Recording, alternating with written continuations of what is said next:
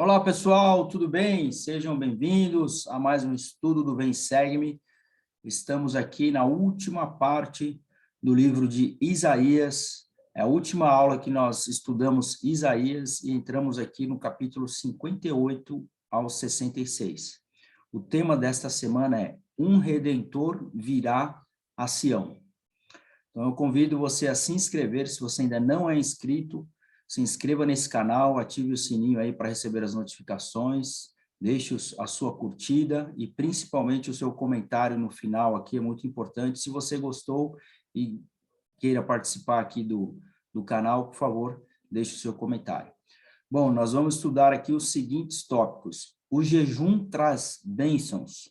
Jesus Cristo é nosso Salvador e Redentor. Em sua segunda vinda, o Senhor criará céus novos e terra nova. O Senhor não nos deixa nas cinzas. Então, olha só os tópicos interessantes, e eu convido você a ficar aqui comigo até o final, para a gente aprender esse resumo desses capítulos do livro de Isaías. Bom, primeiramente, o jejum traz bênçãos. Então, nós temos aqui uma imagem do lado direito, de um prato vazio, uma pessoa fazendo oração. Então, vamos aprender o que é o jejum. Então, vamos primeiramente aprender o que é o jejum. Jejum é abster-se voluntariamente de comer ou beber com o propósito de chegar mais perto do Senhor e invocar as suas bênçãos. Quando os indivíduos ou grupos jejuam, devem também orar para entender a vontade de Deus e desenvolver maior vigor espiritual. O jejum tem sempre sido praticado pelos verdadeiros crentes. Na igreja, atualmente, um domingo de cada mês é designado para se jejuar. Durante o mesmo, os membros da igreja abstêm-se de alimentos e bebidas por um período de tempo. Então, eles doam à igreja o dinheiro que gastariam em alimentos para aquelas refeições. Esse dinheiro é chamado de oferta de jejum.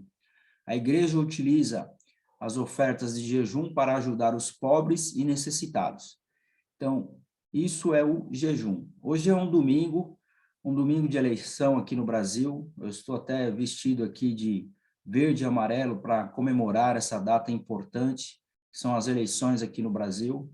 E é um dia que muitas pessoas estão jejuando, estão orando para que o Senhor possa abençoar o nosso país.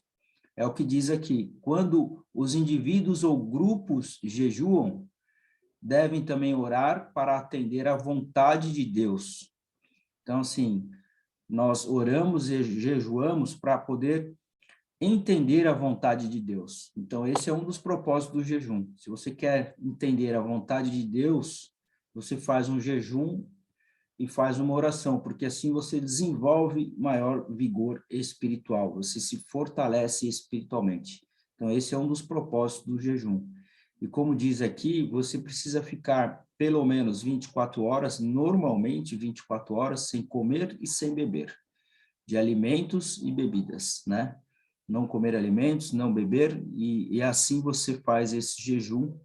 E o que você economiza com essas refeições que você deixou de fazer, esse dinheiro que você economiza, você faz uma doação para os pobres e para os necessitados. Então, é dessa maneira que o Senhor estabeleceu o jejum. Isaías fala sobre isso. Capítulo 58, 3 a 4, ele fala sobre como os israelitas estavam jejuando. Diz assim, dizendo, por que jejuamos nós e tu não atentas para isso? Por que afligimos a nossa alma e tu não o sabes? Eis que no dia em que jejuais, achais o vosso contentamento e estritamente requereis todo o vosso trabalho. Eis que para contendas e debates jejuais, e para dardes punhadas impiamente. Não jejueis como hoje, para fazer ouvir a vossa voz no alto. Então, os israelitas estavam jejuando de uma maneira que não era agradável aos olhos do Senhor. Inclusive, eles estavam jejuando para poder se contender e debater. No capítulo 5, ele continua, seria esse o jejum que eu escolheria, que o homem por um dia aflige a sua alma, que incline a sua cabeça com o junco e estenda debaixo de si pano de saco e cinza? Chamaria tu isto jejum e dia aprazível ao Senhor? Então, o Senhor mostrando aqui o seu descontentamento da maneira com que os israelitas estavam jejuando. Ele fala assim, no 6, porventura não é este o jejum que escolhi, que soltes as ligaduras da impiedade, que desfaças as cordas do jugo, e que deixes livres os quebrantados e despedaces todo o jugo? Porventura, não é também que repartas o teu pão com o faminto e recolhas em casa os pobres desterrados e vendo-o nu, o cubras e não te escondas da tua carne? Aqui as perguntas que são feitas para a gente poder refletir de que maneira devemos jejuar. E aqui, no versículo 8, a gente aprende o modo do Senhor, o modo com que ele nos ensina como devemos jejuar. Então romperá a tua luz como a alva, e a tua cura apressadamente brotará. E a tua justiça irá adiante da tua face, e a glória do Senhor será a tua retaguarda. Então clamarás, e o Senhor te responderá. Gritarás, e ele dirá, eis-me aqui. Se tirares do meio de ti o jugo, ou estender do dedo, e ou falar vaidade. E se abrires a tua alma ao faminto, e fartares a alma aflita, então a tua luz nascerá nas trevas, e a tua escuridão será como o meio-dia. Então essas são as promessas de Deus se nós jejuamos da maneira correta. Ele continua, e o Senhor te guiará continuamente, e fartará a tua alma em lugares áridos, e fortificará os teus ossos, e serás como um jardim regado, e como um manancial de águas, cujas águas nunca faltam. Então, às vezes você está passando por alguma dificuldade na sua vida, você está precisando com que o Senhor derrame bênçãos, olha só quantas bênçãos são prometidas para aqueles que jejuam. Então, eu convido você a jejuar, convido você não somente a fazer oração para Deus, mas faça um jejum, faça um esforço de jejuar, e assim você vai ser digno de receber essas promessas de Deus. No versículo 12, e os que de ti procederem edificarão os lugares antigamente assolados, e levantarás os fundamentos de geração em geração, e chamar-te-ão reparador das roturas, e restaurador de veredas para morar. Próximo tópico, Jesus Cristo é o nosso Salvador e Redentor. Quando Jesus Cristo estava pregando entre o seu povo, ele deixou registrado aqui no versículo 16 a 18 do capítulo 4 de Lucas, Jesus Cristo, ele anunciou ao povo de Nazaré que era o Messias. E aí ele citou o livro de Isaías. Vamos ler essa passagem em Lucas, que fala assim, e chegando a Nazaré, onde fora criado, num dia do sábado, segundo o seu costume, entrou na sinagoga e levantou-se para ler. Foi-lhe dado o livro do profeta Isaías, ou seja, o livro do profeta que nós estamos estudando aqui no Velho Testamento. Então, Jesus Cristo, ele entrou lá na sinagoga para ler as escrituras, e ele abriu, e quando abriu o livro, achou o lugar em que estava escrito. Então, ele pegou o livro de Isaías, abriu e leu. E diz assim no versículo 18, o Espírito do Senhor está sobre mim, porquanto me ungiu para pregar o evangelho aos pobres, enviou-me para curar os quebrantados de coração, para apregoar liberdade aos cativos e dar vista aos cegos, para pôr em liberdade os oprimidos. Então, Jesus Cristo citou isso, o versículo 16 ao 18 do livro de Lucas, quando ele estava aí pregando o evangelho na sinagoga. E ele fala o seguinte, e para anunciar o ano aceitável do Senhor, e fechando o livro, e tornando-o a dar ao ministro, assentou-se, e os olhos de todos na sinagoga estavam fitos nele. Então, o Senhor, depois de ler ali as passagens de Isaías, conforme foi relatado aqui e testificado aqui no livro de Lucas, ele fala o seguinte, e então começou a dizer-lhes, hoje se cumpriu esta escritura em vossos ouvidos. Então, Jesus Cristo, ele pegou o livro de Isaías, leu, ensinou, falou qual era o propósito da vida dele aqui na Terra, e ele disse, olha, conforme foi escrito aqui em Isaías, se cumpriu essa escritura nos dias de hoje. Então, Jesus Cristo, ele cita o livro de Isaías, que é esse que nós estamos estudando, aonde profetiza todo o ministério que aconteceria da vida de Jesus Cristo. No versículo 1 e 2 do capítulo 61 de Isaías diz, o Espírito do Senhor Deus está sobre mim, porque o Senhor me ungiu para pregar boas novas aos mansos, enviou-me a restaurar os contritos de coração e a pregoar liberdade aos cativos e a abertura de prisão aos presos. Então essa seria a promessa, né? Seria a profecia do papel de Jesus Cristo nos dias em que ele faria aqui o seu trabalho. Então tudo isso são profecias que Isaías registrou. A pregoar o ano aceitável do Senhor e o dia da vingança do nosso Deus, a consolar todos os tristes. Então, Isaías, mais uma vez, fala aqui do papel de Jesus Cristo como Salvador. A ordenar aos tristes de Sião que se lhe dê grinalda por cinza, óleo de alegria por tristeza, veste de louvor por espírito angustiado, para que se chamem carvalhos de justiça, plantados pelo Senhor, para que ele seja glorificado.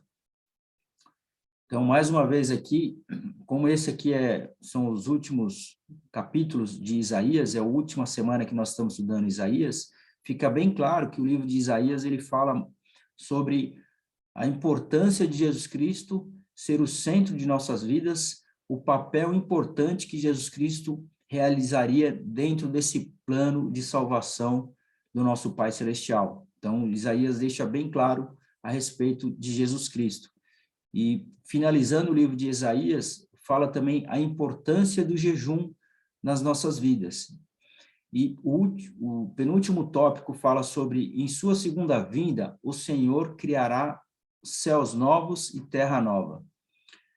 Versículo 17, porque eis que crio céus novos e terra nova, e não haverá mais lembrança das coisas passadas, nem mais subirão ao coração. Porém, vos alegrareis e exultareis perpetuamente no que eu crio, porque eis que crio para Jerusalém uma alegria e para o seu povo um regozijo. Então, aqui todas as promessas referentes às coisas que vão acontecer na segunda vinda de Jesus Cristo. E me alegrarei em Jerusalém, exultarei no meu povo, e nunca mais se ouvirá nela voz de choro, nem voz de clamor.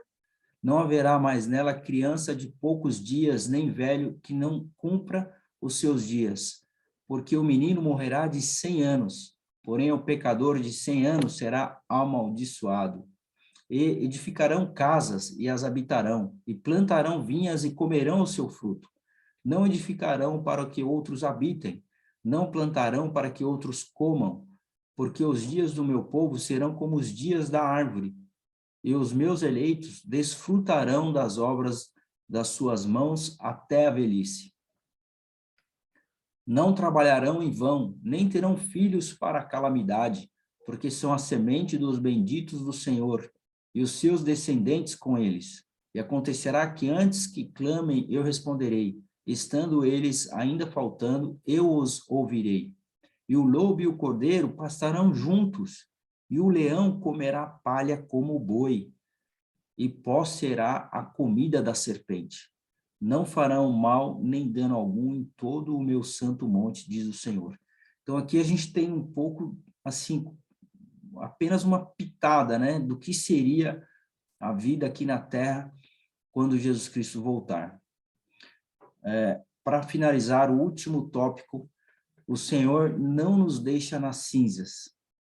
A citação diz o seguinte, depois de contar com um incêndio, quase destruiu o tabernáculo de Provo, permitindo que ele fosse reconstruído, mais tarde, com o templo de Provo City Center, a irmã Linda S. Reeves disse, o Senhor permite que sejamos testadas e provadas, às vezes até o máximo de nossa capacidade. Vimos a vida de entes queridos e talvez a nossa própria ser figurativamente queimada até as cinzas, e nos perguntamos por que um Pai Celestial amoroso e carinhoso permitiria que uma coisa assim acontecesse. mas ele não nos deixa nas cinzas. Ele se ergue de braços abertos, ansioso para convidar-nos a vir a ele. Ele está edificando nossa vida para que se torne um templo magnífico na qual seu Espírito possa habitar eternamente. Então, todo o desafio, todas as provações que nós passamos nessa vida, na verdade, o Senhor está nos moldando, o Senhor está nos preparando para que possamos ser pessoas melhores. Bom, essa foi a citação da irmã Linda Reeves.